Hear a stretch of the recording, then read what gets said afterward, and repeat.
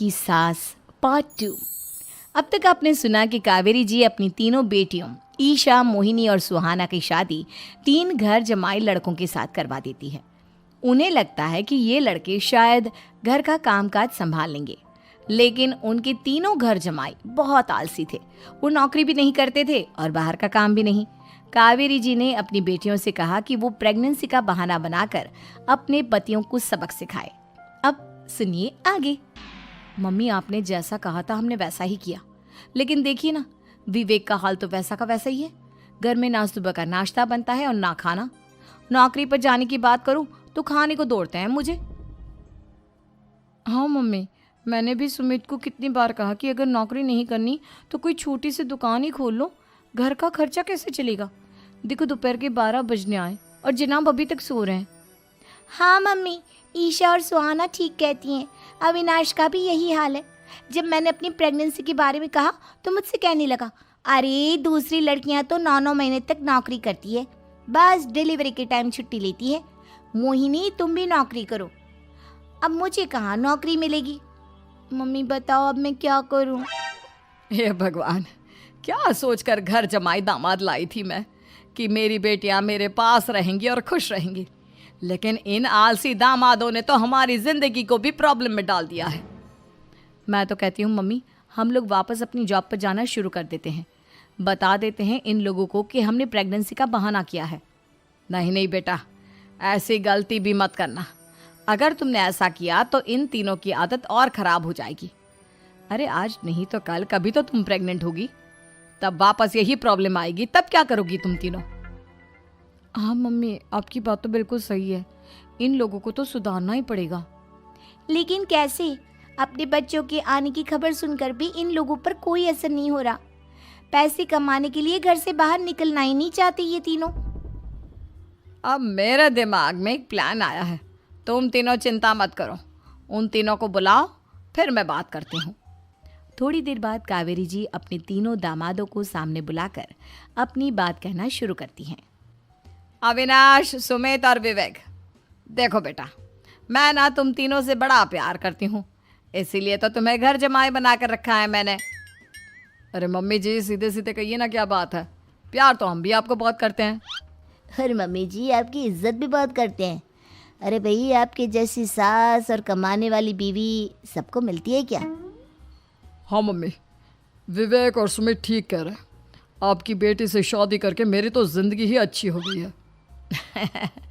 जानती हूँ मैं, और ये भी जानती हूँ कि तुम तीनों अपने अपनी बीवियों से बहुत प्यार करते हो। बेटा, बात ऐसी है कि हमारे कुल गुरु ने कहा है कि प्रेग्नेंट होने के बाद मेरी तीनों बेटियां शुरू के 4 महीने हमारे गांव में जाकर रहेगी, जहां मेरे चाचा जी रहते हैं। अरे लेकिन क्यों मम्मी, गांव में जाकर रहने की क्या ज़रूरत है इन तीनों को। वो क्या है ना बेटा, हमारे परिवार को एक श्राप है। अगर मेरी बेटियों ने यहाँ पर बच्चा पैदा करने की कोशिश की तो उनके बच्चों को कुछ भी हो सकता है। इसलिए अब से लेकर 4 महीने पूरे होने तक इन्हें गांव वाले घर में रहना पड़ेगा। हाँ तो इसमें प्रॉब्लम क्या है मम्मी जी? हम भी वहाँ जाकर रहेंगे, पिकनिक मनाएंगे। अरे भाई बीवी जहाँ, हम भी वहाँ। हाँ यार, आइडिया तो बहुत अच्छा है। शहर की ज़िंदगी में रह रहकर परेशान हो चुके हैं, अब कुछ दिन गांव में बिताएंगे। तुम लोग समझने की कोशिश क्यों नहीं करते। तुम में से कोई भी वहाँ नहीं जा सकता, और मैं यहाँ रहूँगी ना तुम तीनों के साथ। 4 महीने की तो बात है, उसके बाद ये तीनों ही लौट कर आ जाएंगी। ठीक है मम्मी जी, अब हमारे बच्चों का सवाल है तो ये तो करना ही पड़ेगा। कावेरी अपनी तीनों बेटियों को कुछ दिन के लिए घर से बाहर कहीं दूसरे शहर में रहने के लिए भेज देती है। कुछ दिनों के बाद, अरे मम्मी जी, बहुत दिन से पिज्ज़ा नहीं खाया, मंगवाइए ना।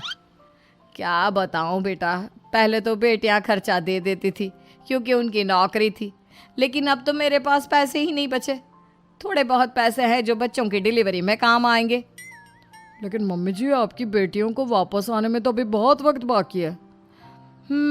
वही सोच सोच कर परेशान हो रही हूँ। सोच रही हूँ कल से दूध भी बंद करवा देती हूँ।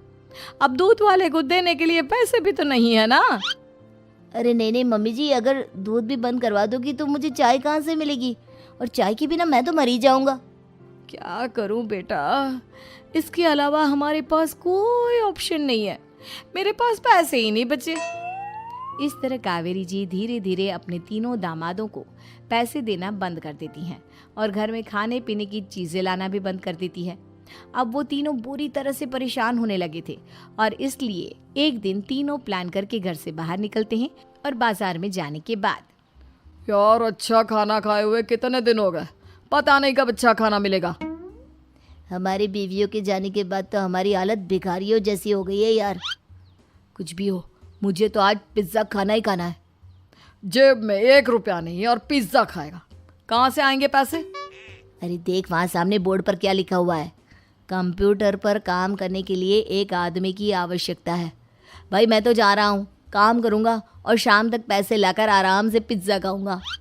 जा जा, तुझे कोई काम नहीं देने वाला, हम तो घर जा रहे हैं। चल भाई सुमित।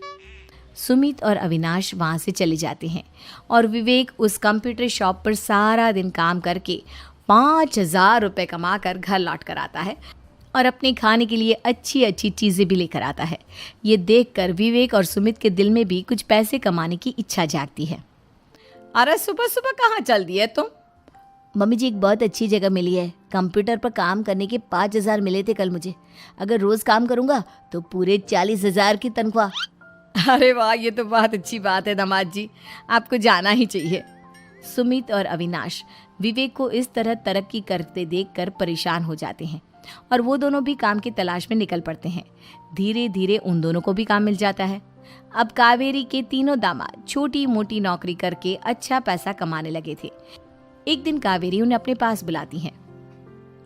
अरे वाह, विवेक 40,000 कमा लेता है, अविनाश 60,000 और सुमित तुम भी 40,000 के आसपास कमा ही लेते हो।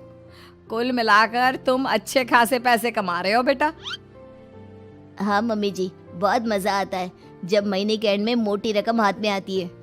पूछिए मत मम्मी जी, घर में रहकर रोटी बना बना कर और तो जैसा महसूस होने लगा था मुझे तो।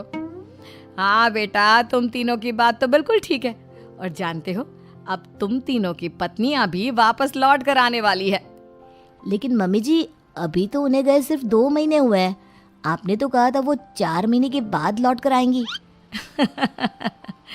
ऐसा कुछ नहीं है बेटा, मैं सिर्फ तुम तीनों को सबक सिखाना चाहती थी कि आदमी घर में बैठकर बीवी की कमाई खाता हुआ अच्छा नहीं लगता।